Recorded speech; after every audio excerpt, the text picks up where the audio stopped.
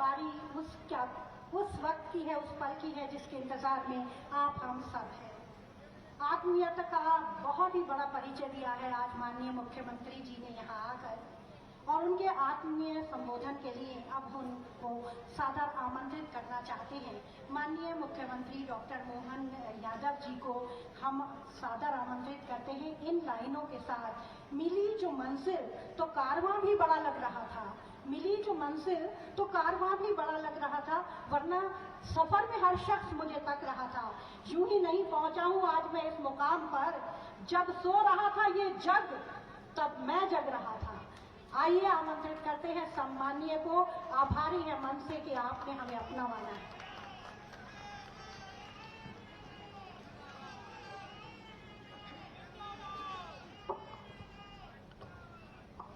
मेरे साथ सब मिलकर बोलेंगे, भारत माता की। आवाज इधर कम आ रही है। भारत माता की। आज के हमारे इस भाई दूज के कार्यक्रम में नारी शक्ति वंदन और भाई दूज, इस त्योहार को मनाने के लिए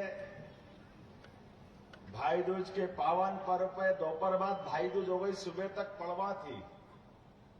हमारे लिए मंच पर विराजमान अभी अभी जिनने अपनी बात समाप्त की, जोरदार अभिनंदन करें हमारे अपने लोकप्रिय मंत्री गोविंद सिंह राजपूत जी का, खुरई विधानसभा के सुर्खी के माननीय विधायक और मंत्री, और खुरई के भूपेन्द्र सिंह जी, जोरदार तालियां बजाएं भूपेन्द्र सिंह जी के लिए भी।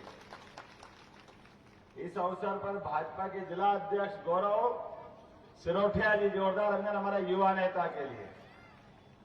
इसी मंच पर मौजूद मेरे अभिन्न मित्र शैलेंद्र जैन जी, विधायक सागर, समादरणीय शैलेंद्र जी के साथ प्रदीप लारिया जी, जोरदार विधायक हमारे भाई शैलेंद्र लारिया जी, प्रदीप लारिया जी, विधायक वीरेंद्र सिंह लोधी जी, जोरदार तालियां वीरेंद्र जी के। माननीय प्रदेश के मंत्री भाजपा के प्रभुदयाल पटेल, अरुणोदय चौबे जी, हमारी प्रत्याशी बहन, क्या दहाड़ती है बहन हमारी लता वानखेड़े जी, जोरदार तालियां लता जी के लिए। जिला पंचायत के अध्यक्ष हीरा सिंह जी, जोरदार अभिनंदन हीरा सिंह जी का। हमारे पूर्व विधायक कबीर पंथी जी, वो भी कहीं दिखे थे, जोरदार अभिनंदन। इस अवसर पर पूर्व विधायक आदरणीय श्रीमती सुधा जैन जी, आपका भी वंदन अभिनंदन।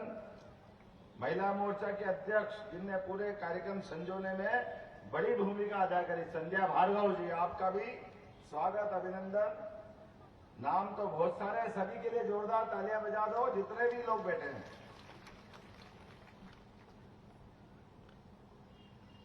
दुनिया वालों के लिए भारत और भारत की संस्कृति ये एक बहुत बड़ा रहस्य है, और उससे बड़ा एक आश्चर्य और भी है, क्योंकि दुनिया की अपनी मान्यता, दुनिया का अपना तरीका, जैसे देश और देश से जुड़े हुए सारी व्यवस्था सब पुरुष आधारित है, और हमारे देश की विशेषता अलग है। दुनिया में 200 से ज्यादा देश है, लेकिन किसी देश का नाम माता के आधार पे नहीं है। एकमात्र देश अगर कोई है तो हम अपने देश का नाम भारत माता की ये मातृ संस्था के आधार पर जोरदार अभिनंदन करो अपने ऋषि मुनियों के लिए, जिन्होंने हमारी संस्कृति की जो धारा है, मां को कहां कहां ढूंढा। मां भगवान का साक्षात रूप है, मां श्रद्धा और आस्था की मूर्ति है। मां कहते हमको लगता है भगवान को हमने देखा नहीं देखा, मां को देख लो तो भगवान पे अपने आप श्रद्धा बढ़ जाती है। मां वो आस्था का केंद्र है। मां के प्रति श्रद्धा रखते हुए मां को हमने देश की सीमा में भी नहीं बांधा। मां के लिए हमने समूची वसुधा, समूची पृथ्वी वो मां के रूप में मानी है। और वहीं नहीं रुके, जैसे रक्त वाहिनियां हमारे शरीर के अंदर बूंद बूंद से शरीर के माध्यम से जीवन देती है, ऐसे ही इस पृथ्वी के ऊपर बहने वाली नदियां उनको भी हमने मां स्वरूपा माना है। ये हमारा भाग्य है, ये हमारा सौभाग्य है। ये प्रकृति से परमात्मा तक, संस्कृति से अपनी समझ तक सब दूर हमको परस्पर रिश्ते से जोड़ती है। और रिश्ते जोड़ने में ही हमारी मां से जो हमको जन्म मिलता है, तो बहन से दुलार भी मां से कम नहीं होता है। इसलिए भाई दूज के अवसर पे आप सबको प्रणाम करता हूं। हमारे माथे पे लगने वाला तिलक और हाथ में बंधने वाला धागा, यह हाथ में बंधने वाला धागा आपके माध्यम से हमारी शक्ति का आधार बनता है और दुनिया की किसी भी ताकत से लड़ने का साहस और पराक्रम की पराकाष्ठा करने की, तिलक लगाने की जो आपकी वृत्ति है, जीवन में हम अपने मस्तक को कभी किसी के आगे झुकने नहीं देते। इसका आधार हमारी बहनें होती है। मुझे इस बात का गर्व है। और एक नहीं, हजारों हजार बार जब जब इतिहास ने हमारे से प्रश्न उठा करके पूछा, क्या आपका पुरुषार्थ क्या है, आपका पराक्रम क्या है, आप किस संस्कृति के जाने जाते हैं, आपकी पहचान क्या है, तो हमारा अतीत जुड़ता है रणचंडी भवानी दुर्गा से। इस देश पे जब जब भी असुरी प्रवृत्तियों ने अपना अधिकार जमाना चाहा, तो महादेव को भी पीछे रख करके रणचंडी दुर्गा ने अपने खड़ग से मुंडों की माल सजाते हुए उदाहरण पेश किया। हजारों लाखों सालों से हमारी संस्कृति वहां जाके जुड़ती है। देवी दुर्गा सरस्वती ये सदैव से पूरे देश का, दुनिया का, भारतीय संस्कृति का झंडा लहरा करके एहसास कराती है। और उस संस्कृति की धारा के माध्यम से पूरे देश के अलग अलग प्रकार के हिस्से बनाए। दुनिया में कोई देश ऐसा नहीं है। आज से 300 साल पहले तक समय गणना का केंद्र भी दुनिया को मालूम नहीं था। पहले वो 8 महीने का साल मानते थे, फिर साल के 12 महीने उनने जोड़े कि अगर गणना भी करना है, गिनती भी करना है, तो गिनती भी उनने हमसे सीखी है। दुनिया हमारी तरफ देखती है कि भारतीय संस्कृति अपना हिसाब कैसे रखती है, लेकिन अभी भी हमारा हिसाब रखने का तरीका उनको मालूम नहीं है। हमको मालूम है आज भी एक साल के 2 हिस्से हमारे उत्तरायण और दक्षिणायन से जुड़ते हैं। 6-6 महीने का हिसाब। और उत्तरायण और दक्षिणायन में जब दिन तिल तिल करके बढ़ता है तो संक्रांति आती है, और हमारे उस संक्रांति का सूरज चढ़ करके जब अपने उत्कर्ष पे पहुंचता है तो हमारा दक्षिणायन चालू होता है। हमारे महीने 12, हमारे पक्ष 15-15 दिन के। जैसे ही पूर्णिमा हुई कि 15 दिन का हमारा पूर्णिमा आते आते चंद्र अपनी 16 कला निखार के आता है, और इसके बाद कृष्ण के पक्ष चालू होता है, जब हमारे अपने चंद्र देवता को हम अपने आप अपनी आंखों से ओझल होते दिखाई देते हैं। लेकिन ये ओझल होते हुए केवल देवता चंद्र नहीं है, ये हमारी तिथियों की परंपरा भी चालू होती है। इसलिए दुनिया को मालूम नहीं है कि हमारे ये तिथियों का क्या महत्व है, पर्व का क्या महत्व है, हमारे व्रत का क्या महत्व है। आप अंदाज लगा लो, जाने अनजाने हमसे भी गलती हो जाती है। अभी हम होली पे क्या देते हैं, शुभकामना। ये हमारी शुभकामना होली पे नहीं फलती है, जो तिथियों के आधार पर होली मंगल पर की दिवाली, ये होली दिवाली के लिए हमारा मंगल पर्व होता है। हमारे तो विवाह भी बिना मंगल मुहूर्त के नहीं होते, मर्जी से नहीं होते। पंडित जी के पास जाओ तो तिथियों की गणना लगा करके, ग्रह नक्षत्र का हिसाब लगा करके वो मंगल मुहूर्त के आधार पर निकालते हैं। इसलिए कभी भी अपन अगर किसी को बधाई देना है तो बधाई आप दे सकते हो, लेकिन आप पूछे तो पंचांग के माध्यम से जोड़ के हम ही बता सकते। दुनिया का कोई भी गणितज्ञ हमारे पंचांग के आगे फैले। जोरदार ताली बजाओ अपने प्राचीन ज्ञान विज्ञान के लिए। और ये विज्ञान ज्ञान ये हमारी सनातन संस्कृति है, मातृ संस्था आधारित संस्कृति है। इसलिए हमारे घर परिवार में पुरुष कितना भी कमा ले, कुछ भी कर ले, लेकिन घर में आके परिवार में अगर माताजी के आधार पर हमारी व्यवस्था नहीं चले तो घर बेकार, घर बिगड़ जाता है। घर में हमको कोई बचाने वाला नहीं मिलेगा। दुनिया में सारे देश इस बात को जानते हैं कि परिवार को इकट्ठा रखने के लिए, एकता बनाए के रखने के लिए अगर कोई आदर्श देश है तो वो एकमात्र देश भारत है। इसलिए सारे देश दुनिया के भारत की तरफ देखते हैं, हमारे तीज त्योहार की तरफ देखते हैं, ये परिवार परंपरा के आधार पर देखते हैं। परिवार में 4 भाई है, अगर 2 कमाते और एक नहीं कमाता और एक बीमार है, लेकिन ये केवल भारत में ही होता है कि चारों का परिवार, चारों भाइयों को परिवार एक माताजी और पिताजी के माध्यम से सबको प्रेम लुटाते हैं। जो कमाता उसको भी खिलाते, जो कोई कारण से बीमार है तो उसके प्रति तो ज्यादा लाभ लुटाते हैं। ज्यादा कमाने के आधार पर कोई अलग से स्नेह उसको परिवार में नहीं मिलता। ये हमारी संस्कृति, इसी को कहते हैं जियो और जीनो दो की संस्कृति, जो नदी पहाड़ पर्वत सबसे प्रेम करना सिखाती, युगों युगों से आगे बढ़ाती है।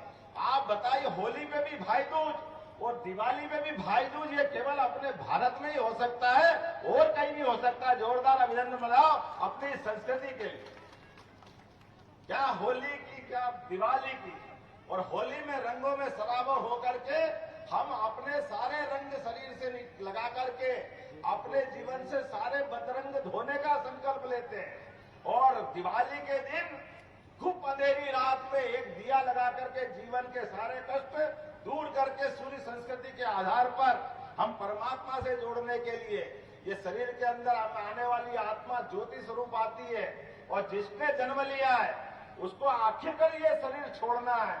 आने और जाने के क्रम में परमात्मा वो पवित्रता हमारे जीवन में बनाए रखे, भूल से भी हमारे हाथ से गलत काम नहीं हो, किसी का अपमान नहीं हो, किसी का दिल नहीं दुखाए, सबको लेके चले। ये प्रत्येक त्योहार हमको संस्कृति सिखाते और धर्म सिखाते, इसी को हमने मानव धर्म कहा है। आज के इस अवसर पर बुंदेलखंड की धरती पर, चूंकि चुनाव के मौसम में मैं आया हूं, मैंने कहा तिथि से ज्यादा पवित्र हो ही नहीं सकता कि भाई दूज मिल जाए।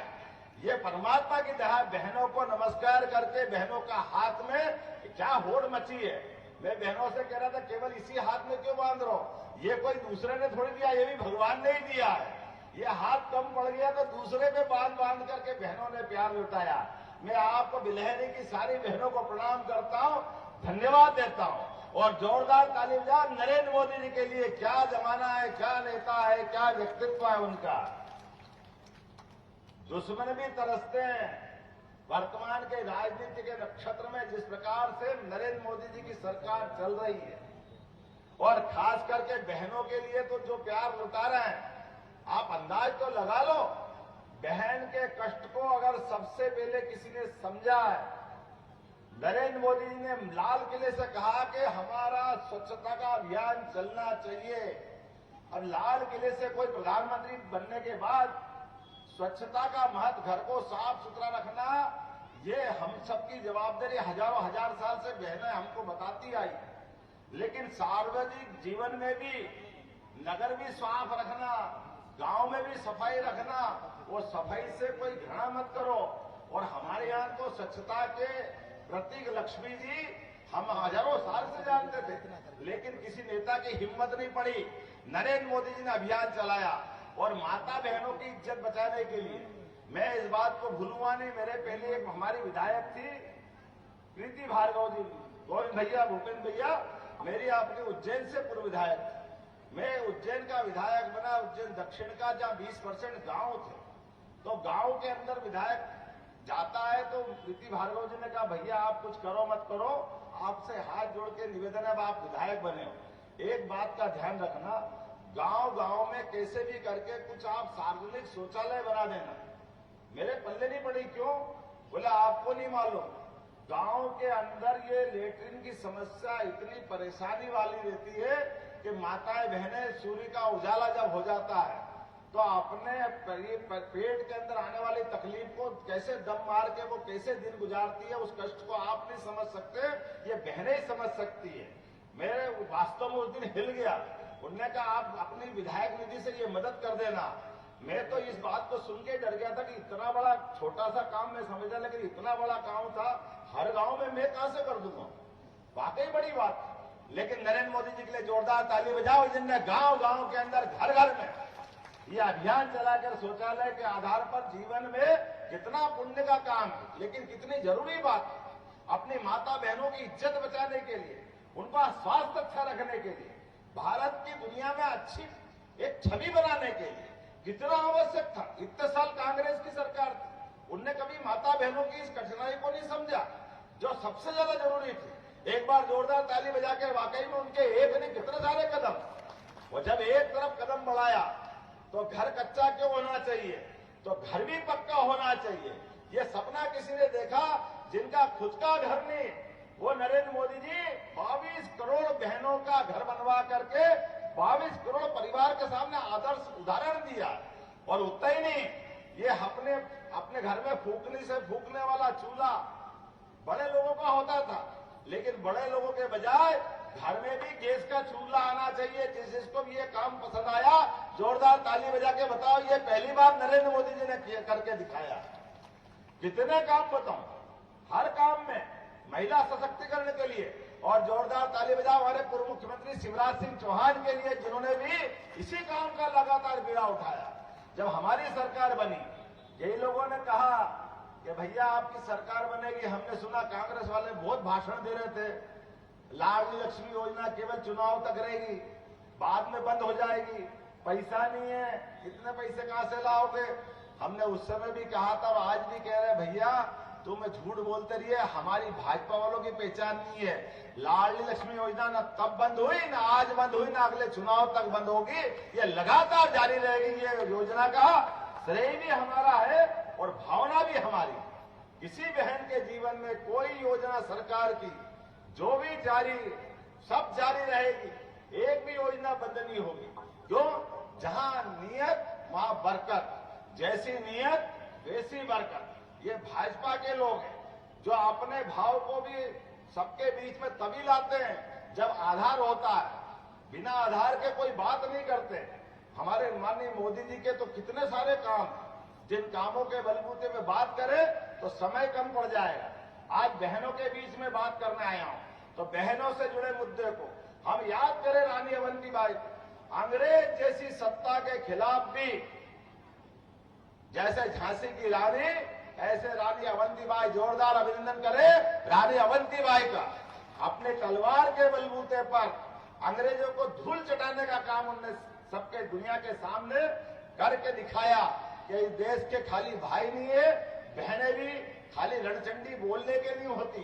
जब भी मौका पड़ेगा तलवार के माध्यम से देश के दुश्मनों का अंत कर सकते हैं। और इसीलिए सागर के अंदर रानी अवंतीबाई के नाम पर एक विश्वविद्यालय देने का काम हमारी सरकार ने किया। जोरदार अभिनंदन करें रानी अवंतीबाई के नाम पर। हमारे यहाँ रानी दुर्गावती, जिनके नाम पर सरकार बनने के बाद हमने पहली कैबिनेट की, जबलपुर में एक यूनिवर्सिटी दी। हमारे यहाँ ये जो भाव कभी हो ही नहीं सकता है कि जिन लोगों ने देश के लिए अपनी कुर्बानी दी उनको हम भूल जाए। अगर उनको हम भूलेंगे तो हमारा अपना देश के साथ अन्याय करेंगे।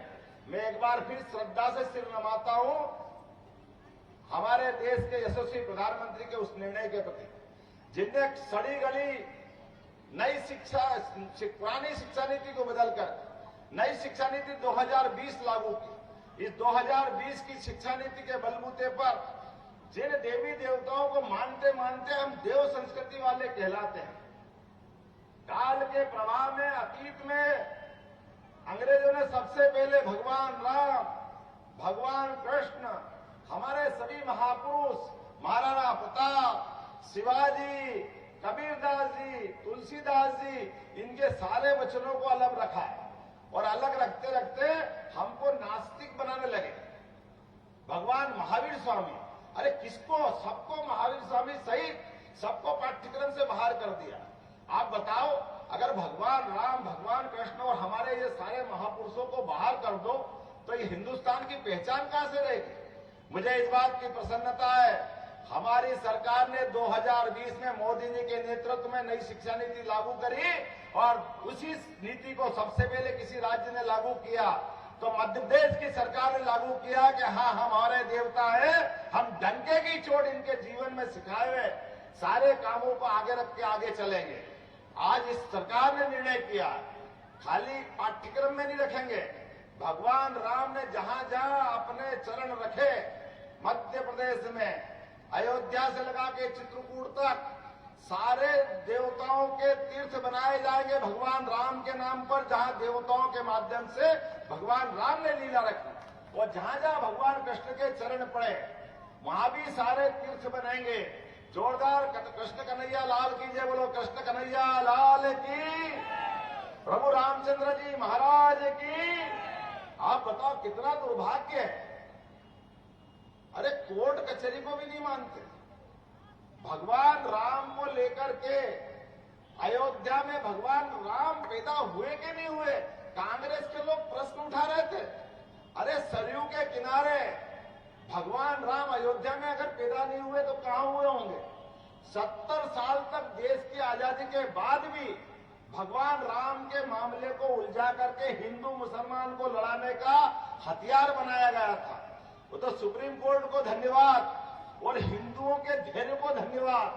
70 साल तक हमने अपने पत्थर पे सीना रख करके देश की आजादी के बाद भगवान राम का मंदिर बन जाए ये सपना देखते रहे। बोलो जय जय श्री राम। तो जैसी नीयत वैसी बरकत। सुप्रीम कोर्ट ने फैसला दिया। अब सुप्रीम कोर्ट के दिए फैसले के बाद तो कोई प्रश्न नहीं उठना चाहिए, लेकिन दुर्भाग्य से कांग्रेस ने उस समय भी पीछा नहीं छोड़ा और कांग्रेस आज भी पीछा नहीं छोड़ रही।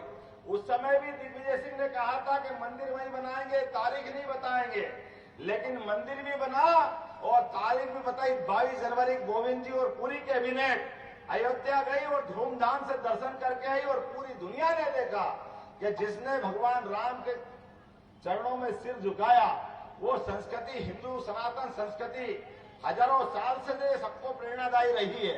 मुझे इस बात की प्रसन्नता है, उसी संस्कृति के आधार पर भी हमने बहनों को 2029 में माननीय मोदी जी ने 33% लोकसभा में भी विधानसभा में भी। आपको सागर वालों को और धन्यवाद। आपके यहाँ मुझे लगता नहीं कि पहले कभी बहन को यहाँ से लड़ाया होगा। लड़ाया क्या? तो आप तो और 2 कदम आगे हो। उनने कहा कि 2029 से 33% बहनों को लोकसभा में मौका देंगे, विधानसभा में मौका देंगे। सागर वालों आपको प्रणाम, आपने अभी से मौका दिया। जोरदार ताली बजाओ बहनों के लिए। इसका मतलब बहनों की जवाबदारी ज्यादा हो गई। अब हर बहन को संकल्प लेना पड़ेगा कि आपको मोदी जी का और ये मैंने कहा भारतीय संस्कृति का परचम लहराना है, हमारी मातृ संस्था मातृ संस्कृति को मानना है, तो अपने सबको संकल्प करना पड़ेगा।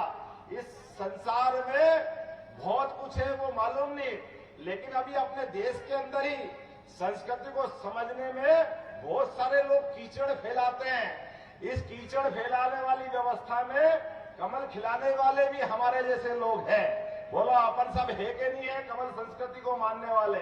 जोरदार ताली बजाओ हमारी अपनी पार्टी जिसके झंडे लहरा करके।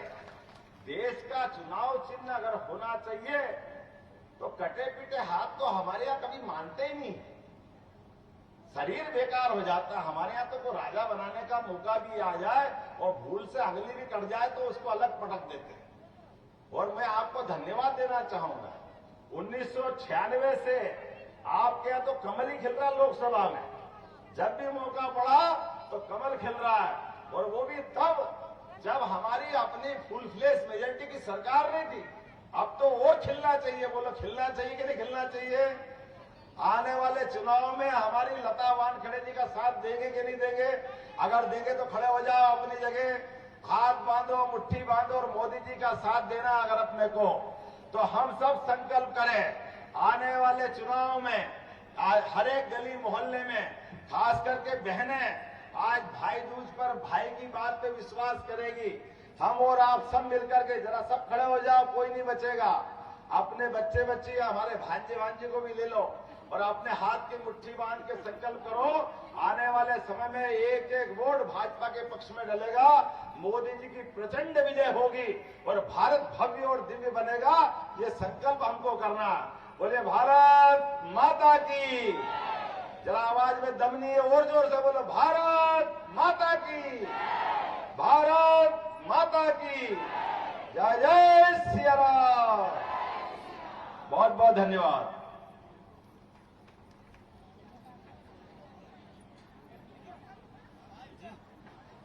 एक शब्द मानो मन में उतरता चला गया।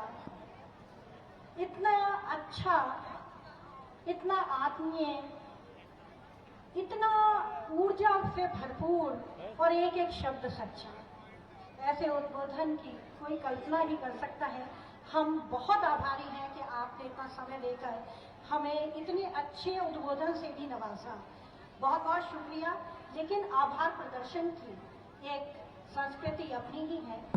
इसके लिए अब मैं आमंत्रित कर रही हूँ श्रीमती संध्या भार्गव जी को।